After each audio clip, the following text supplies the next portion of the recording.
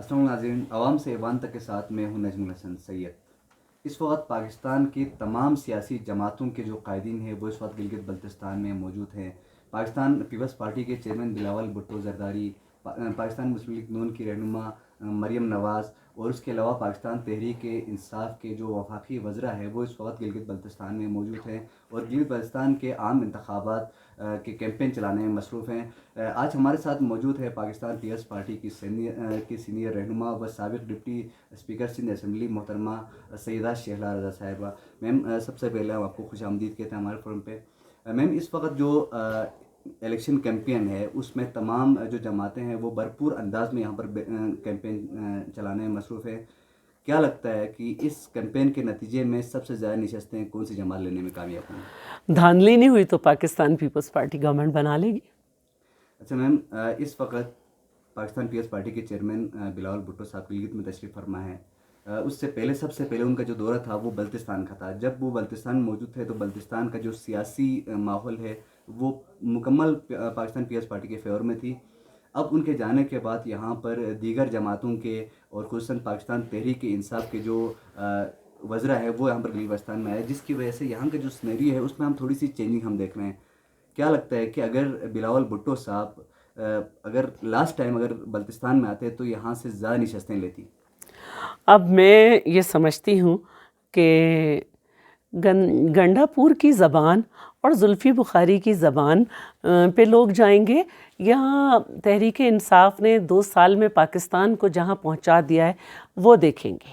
کیا بلتستان کے لوگ سیاسی طور پر اتنے بے شعور ہیں کہ وہ یہ نہیں دیکھ رہے کہ پاکستان پیپلز پارٹی نے ہر اپنے دور میں گلگت بلتستان کو زیادہ سے زیادہ حقوق دیے ہیں؟ اور میں یہ سمجھتی ہوں کہ آج گلگت بلتستان میں سیاسی بنیاد پر الیکشن کمیشن کا قیام، الیکشن کمشنر کا قیام، اور بہت سارے ایسے پبلک سروس کمیشن اور یہ گلگت بلتستان کونسل، یہ سب، اور اس سے پہلے جتنی اصلاحات ہیں یہ پاکستان پیپلز پارٹی نے کی ہیں۔ ہمارے علاوہ جو یہاں پہ حکومتیں رہیں ان میں نہ صرف فرقہ واریت بڑھی بلکہ آپس میں نفرتیں بڑھی اور وہ کچھ نہیں دے سکے۔ تو یہ بلتستان کے لوگ جو ہیں اگر وہ ایسی سیاست کرتے ہیں کہ جیسے زلفی بخاری زبان استعمال کر رہے ہیں یا گنڈا پور نے استعمال کی، ہم ایسی زبان استعمال نہیں کرتے۔ ہمارا اپنا ایک نظریہ ہے، اگر وہ نظریے پہ ووٹ پہ دیتے ہیں تو بہت اچھی بات ہے، اور اگر وہ سمجھتے ہیں کہ عمران خان پورے پاکستان کو 2 سال میں کچھ نہیں دے سکا، انہیں کچھ دے دے گی ان کی حکومت، تو یہ ان کی ذمہ داری ہے۔ لیکن میں حلقہ 2 میں، حلقہ 3 میں گئی ہوں اور منٹھو تک گئی ہوں میں، جو کہ آخری آبادی ہے، وہاں پہ کسی پارٹی کی کوئی خاتون نہیں پہنچی ہے۔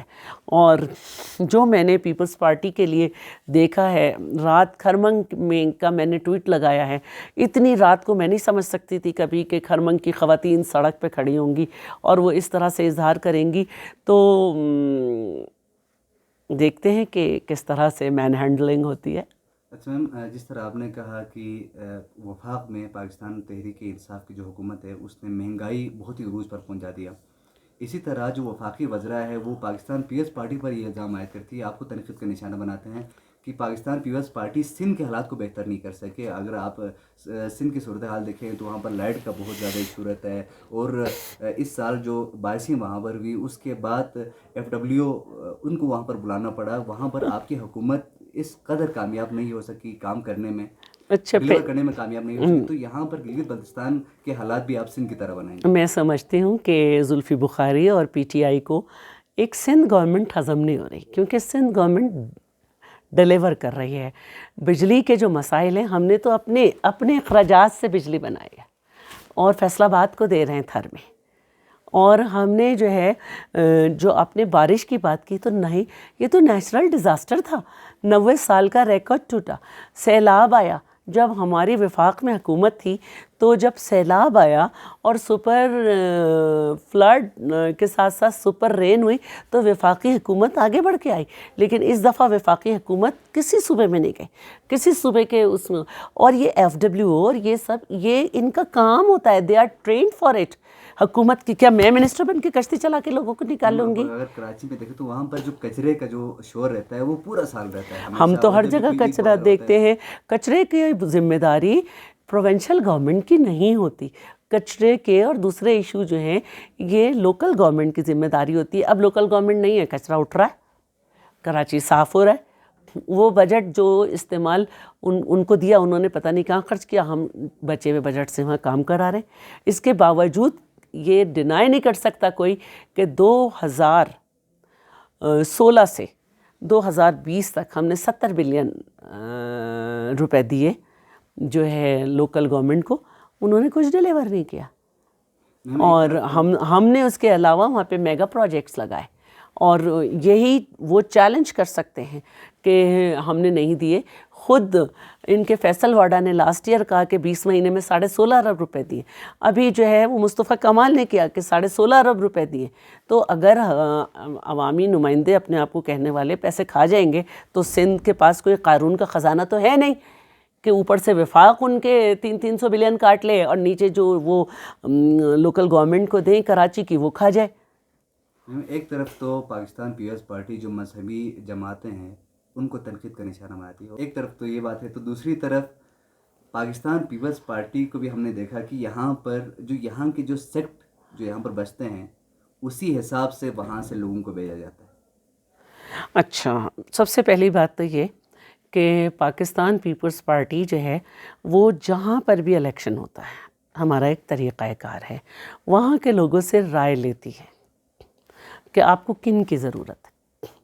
جو مقامی لوگ کہتے ہیں کہ ہمیں یہ چاہیے ان کو بلاتے ہیں، مثلاً سعید غنی کو بلایا گیا تھا، سعید غنی آئے، اور پچھلی دفعہ بھی الیکشن میں مجھے سب نے بلایا تھا، میں آئی، لیکن پچھلی دفعہ میں بہت پہلے آ گئی تھی۔ اس دفعہ چیئرمین گلگت میں ہے تو یہاں پہ مجھے کر دیا، کیونکہ خواتین میں کسی جماعت نے کام نہیں کیا تھا تو میں نے ادھر سنبھالا۔ ادھر سعدیہ دانش خاصی ایکٹیو ہیں اور انہوں نے دیکھا۔ اور رہی بات مذہبی جماعت پہ، تو ہمیں صرف سوال ان سے ایک ہی پوچھنا ہے، کیا نظریہ تھا جس کی بنیاد پہ دونوں پارٹیز، علامہ ساجد نقوی صاحب کی بھی اور راجہ ناصر عباس کی، جو ایک دوسرے کے پیچھے ایک دوسرے کی امامت میں نماز نہیں پڑھ سکتے، PMLN میں گئے وہ؟ اور کیا نظریہ ہے کہ اب PMLN کے بعد وہ PTI میں دونوں چلے گئے؟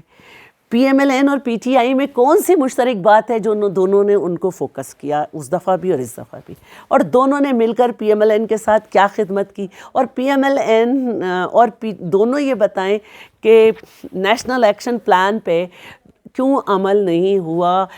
وفاق کے اندر اتنی بری ریلی ایک نکلی جس میں میں سمجھتی ہوں کہ فرقے واریت ہو سکتی تھی، ہم نے اس پہ کوئی گرفتاری نہیں دیکھی، ہم نے اس پہ کوئی دہشت گردی کی کارروائی نہیں دیکھی۔ ہاں، گجرانوالہ کے جلسے کے بعد انتظامیہ پہ دہشت گردی جو ہے اس کی FIR کٹی۔ تو یہ دونوں مذہبی جماعتوں نے کیا دیکھا؟ مجھے صرف اس کے اوپر بات کرنی ہے، مجھے جواب دے دیں کہ کس نظریے کے تحت پہلے PMLN کو سپورٹ کیا اور اب PTI کو سپورٹ کر۔ میم ایسی کیا وجہ ہے کہ تمام جماعتوں کے، تمام سیاسی جماعتوں کے مذہبی جماعتوں کے ساتھ اتحاد ہو جاتی ہے، پیپلز پارٹی کی کیوں نہیں ہوتی؟ اس لیے کہ ہمارا اپنا ایک نظریہ ہے، اور ہم کوئی بے دین لوگ تو نہیں ہیں۔ ہم نے تو سب سے پہلے، ہماری پارٹی ہے جو باقاعدہ ایک ریٹن ڈاکیومنٹ کے ساتھ آئی جس نے کہا کہ اسلام ہمارا دین ہے، اور ہم سمجھتے ہیں کہ یہ ہمارا نظریہ ہے کہ طاقت کا سرچشمہ عوام ہے، معیشت جو ہے وہ ہماری سیاست اور مساوات جو ہے اس کو ہم نے پھیلانا ہے، تو یہ ہمارا اپنا ایک نظریہ ہے۔ ہم ایک سیٹ کی خاطر ہر اس شخص کے ساتھ نہیں مل سکتے جو ہر طاقتور کے سامنے ساتھ جا کے مل جائے۔ اس وقت گلگت بلتستان کے جو حالات ہیں، جہاں پر جو جتنے بھی وفاقی وزراء ہیں ان کا گلگت بلتستان میں آنے پر پابندی لگائی تھی الیکشن کمیشن نے، اس کے باوجود بھی تمام جو پاکستان کی جو سیاسی جو وفاقی حکمران جماعت کے، ان کے تمام جو ٹاپ وزراء ہیں وہ اس وقت بلتستان میں موجود ہیں۔ کیا سمجھتی ہیں کہ دھاندلی ہوگی اس میں؟ دھاندلی شروع ہو چکی۔ اگر عمران خان آئیں اور ایک ایسا کام جو کہ اسمبلی نے کرنا ہے، آئینی حساب سے ہونا ہے، وہ ایک عبوری صوبے کا اعلان کر کے چلے جائیں. پھر ان کے وزراء آئیں اور وہ نہ صرف گندی زبان استعمال کریں، نازیبا الفاظ استعمال کریں، بلکہ بڑے بڑے جو ہیں وہ شیخیوں کے جو ہے قلابے لگا دیں، پورے پاکستان کے ترقیاتی فنڈ کا یہاں پہ بتا دیں کہ ہم یہ کریں گے. تو یہ کیا ہے؟ کیا الیکشن کمیشن نے آنکھیں بند کی ہوئی ہیں؟ کیا سپریم کورٹ اس کو نہیں دیکھ رہا؟ بہت شکریہ. ہمارے ساتھ موجود تھیں پاکستان پیپلز پارٹی کی سینئر رہنما شہلا رضا صاحبہ، جو کہ ان دنوں الیکشن کیمپین کے حوالے سے گلگت بلتستان میں موجود ہے، اور پاکستان پیپلز پارٹی پرعزم ہے کہ اس بار گلگت بلتستان میں حکومت بنانے میں پیپلز پارٹی کامیاب ہوگی.